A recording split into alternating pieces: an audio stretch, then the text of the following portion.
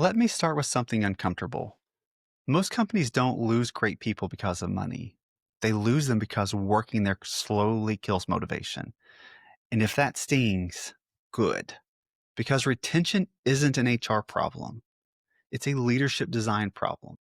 In 2002, I was hired as the first technical person in a local hospital. The IT department was mainly clinical. No technical structure, no technical playbook, just one tech, me. As the organization grew, that single role became too big. So we created the network administrator role, and I filled it. Later, we implemented digital radiology, and I became the PACS administrator. Over time, I didn't just work the roles, I helped create them. Every job, every responsibility, every failure point, that matters later. In 2009, I became the director of IT. And like most technically strong leaders, I believed something that felt logical. I've done every job here. I know how those should be done. So I told everyone how to do their job. From a technical standpoint, I wasn't wrong. From a human standpoint, it was killing my team. Morale dropped, satisfaction dropped, ownership disappeared. I thought it was helping. What I was actually doing was suffocating them, and control was killing motivation. One day, one of my guys came into my office and said something I'll never forget. He said, Craig, we respect the fact that you've helped build this whole department and that you've done every role. I'm sure you were good at all of them. Then he paused. But it's killing us that you're telling us exactly how to do everything. And that one line that changed me. We have our own ways of doing things. And as long as we stay within policy and expectation, we should be able to do our jobs our way. That was a gut punch because he was right. And leadership maturity starts the moment you realize it, that being right isn't the same as being effective. That moment sent me on a journey of enlightenment. I had the technical aptitude to run the department. That wasn't the problem. What I lacked was the soft skills to actually lead people. So I went to my director of IT operations and asked for help. I said, I know IT, but I struggle with understanding how to truly support my team. No mentorship, no roadmap. So I went on my own. I dove straight into life coaching, leadership, and psychology. Not because it was trendy, but because something fundamental was missing. Around that time, I picked up a book that changed everything. Drive by Daniel Pink. Autonomy, mastery, and purpose. For the first time, motivation wasn't framed as pressure, rewards, or control. It was framed as human design. Same science. Language people could actually understand. That book didn't just influence my leadership. It made me fall in love with human psychology in the workplace. The desire to understand people at work more deeply led to the start of my PhD program in industrial and organizational psychology at Grand Canyon University back in 2015, shortly after earning my MBA. This is where everything solidified. I learned far more about self-determination theory developed by Edward Deci, autonomy, competence, relatedness. Pink didn't invent them, he translated it. And during my PhD work, I finally understood why what I had already been doing was working.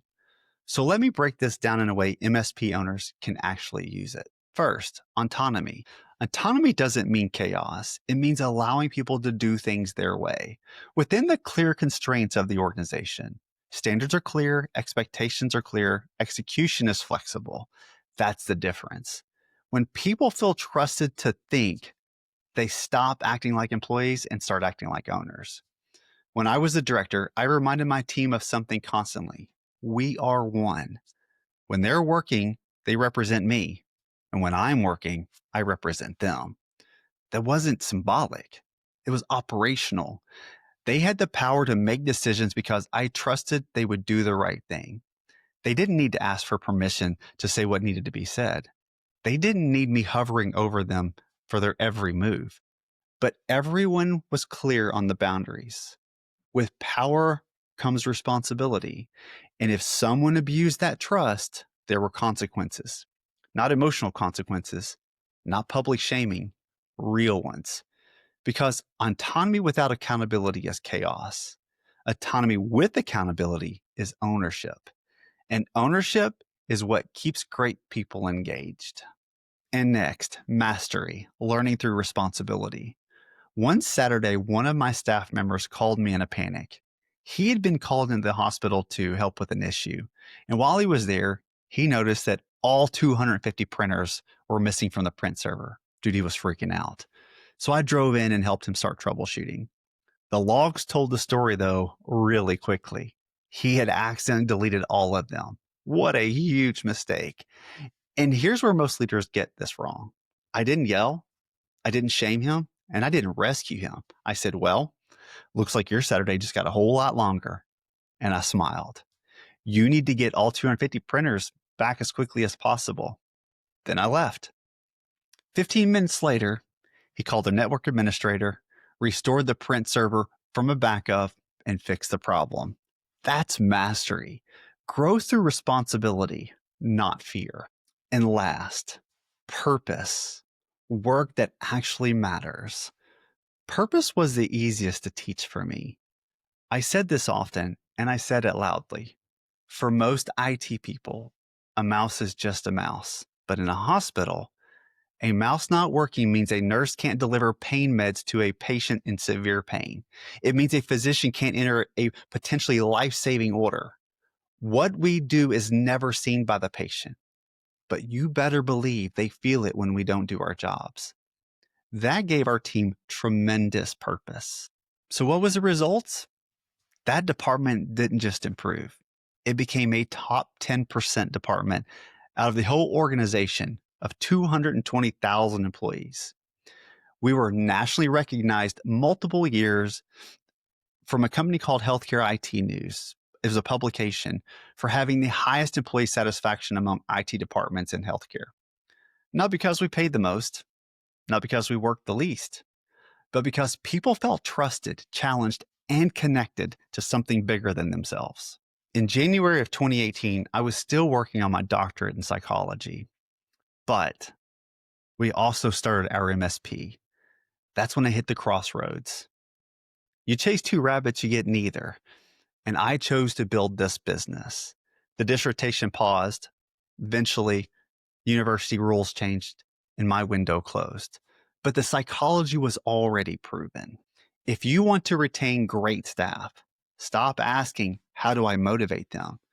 And start asking, what am I doing that's quietly demotivating them? Because great people don't want to be managed harder.